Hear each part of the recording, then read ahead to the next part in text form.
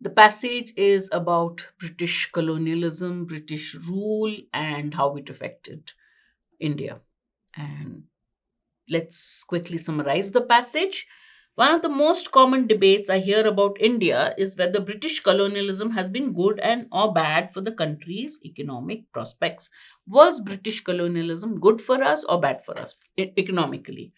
Defenders of British rule often cite the construction of the railroads or the spread of the English language, but as time passes, the evidence mounts that India would have been much better off on its own. This paragraph gives you the main idea. Was the British rule good for us in terms of economic prospects? Some say yes, yes, they built railroads and gave us the English language. Others point out that no, we would have been better off. We would have probably got all this and done even better off on our own without the long colonial uh, rule that happened. That's of relevance for the shouting match, but it also bears on how optimistic we should be about India today. Of course, there are always two sides to think, but the author says, but there's also this debate also has influences how optimistic we should be about India today. If you view the colonial period as a harmful aberration, just a deviation, a harmful deviation, abnormality, irregularity, you will tend to think of India as catch up as it leaves those distortions behind. So, India was progressing, the colonial rule happened, that was a harmful aberration. Now we leave it behind and move on. Conversely, if you see British rule as a plus, you may worry that India may eventually lose some of that inherited dynamism. If you think British rule was bad, you look at it as a momentary or a aberration that happened in our history, and you now leave that distortion and you move ahead. But if you think of the British rule as a positive influence on India, then you'll start worrying, oh, we lose some of those positive effects, some of that inherited dynamism. Consider living standards in the, then he starts giving examples. Consider living standards in the colonial period.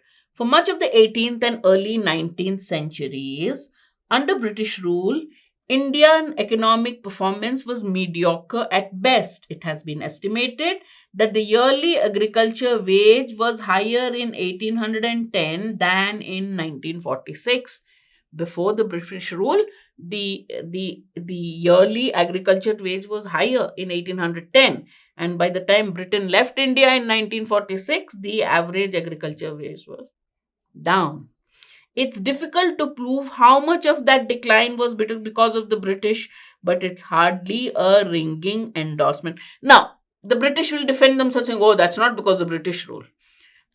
Maybe, there were droughts and there were other things, but he says it's not an endorsement of the British rule either. So you can't cite agricultural wage as a positive point of the British rule. Okay, considering that agricultural wage was way below in 1946 than it was in 1810. Economic performance picked up in the latter part of 19th century, yet India was still desperately poor at the time of independence in 1948, with a literacy rate of only 16%. When the British left India, India was desperately poor. India had only a 16% literacy. Since then, India has begun to catch up to the West. After that, India is busy trying to run and catch up with the West in terms of development, in terms of literacy. And after the reforms of the 19th century, 1990s, the country has often grown at 6 to 8%. After 1990s, with liberalization of the economy, the country has grown at the rate of 6 to 8%, a rate never possible under British rule. So the growth rate was way less during the British rule. Sorry, I need to go. One of the big difference in the post-colonial period is that a democratic Indian government endeavored to invest more in the health and education of more citizens, however imperfectly that was implemented. So the author is a little realistic here. He says, in the post-colonial period, after the Brits left us, a democratic Indian government tried to invest more in terms of the health and education of more citizens. It may not have implemented it in the best possible way, but it tried. The British, in contrast, supplied fewer public schools, and too often the expenditures were directed towards defending British rule, extracting revenue, or ensuring India as a captive market for British goods. The British didn't have supplied fewer public goods, and often the expenditure was directed towards defending the British rule. And they also extracted revenue.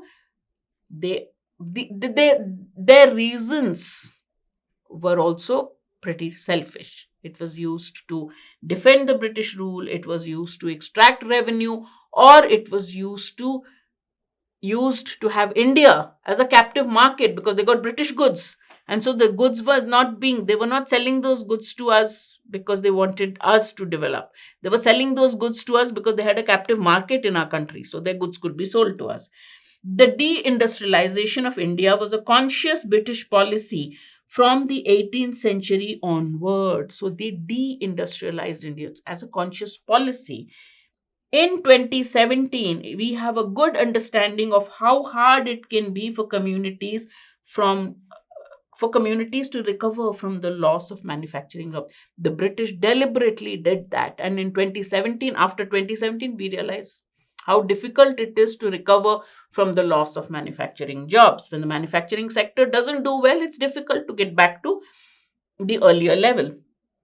Another possible comparison is between British rule India and India's native states. British rule India, and we also had India's native states, the territories and principalities, where British involvement in direct rule was minimal. So you had British rule over the rest of the states, and you have native states where territories, principalities ruled by kings and such people who where the British involvement in direct rule of these native states was minimal. So he's drawing a comparison between states ruled by Britain and the native states and principalities. What does the comparison show? Tata Steel put India's first modern steel plant in Jamshedpur, a tributary outside of British rule. He's giving you examples. British rule covered a lot of areas. Tata Steel started its first steel plant in an area not under direct British rule. A study found that the independent areas had better performance in terms of education and healthcare during the post-colonial era. And these independent areas did better in education and in health in the post-colonial era. What then of the positive British contribution? Oh, you're sitting and saying all the negatives. What about the positive contribution? What are the author's thoughts on this? The English language and the railroads and irrigation canals do count. Of course, they gave us English, they gave us railroads, and they gave us canals. But India could have obtained some of those gains through trade and cross-cultural exchange. India could have gained these anyways through trade, through cross-cultural exchange. For all the wanted advantage of English, all this boasting that you're doing about English, by many estimates, only about 10% of the Indian population can speak the language today. We're talking of British giving us English language, but what percentage of Indians speak English? Only 10% of India can speak the language today. That is another way of seeing that the British rulers invested only small amounts in public goods and education. This shows that they didn't really invest much in public goods and education.